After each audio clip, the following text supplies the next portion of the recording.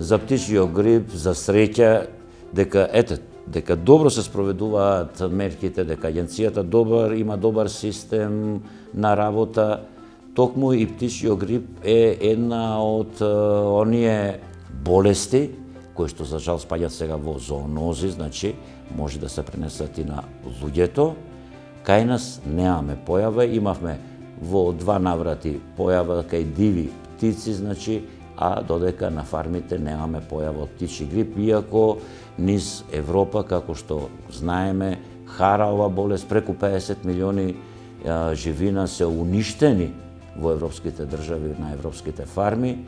За сега, за среќа, осим овие диви птици кои што во време на селидба во едниот случај, а во другиот случај каде што имаше во одгледувалишта, ама рекреативно да речем одгледувалиште каде што се чува екзотични птици, се појави по еден случај и тоа беше се. За среќа на нашето живинарство кое што почнува да се развива, немаме појава на птичи грип, иако исто морам да нагласам како за африканската свинска чума, така и за птичиот грип добиваме нотификација, односно известувања секој ден дека има нови жаришта во Европа.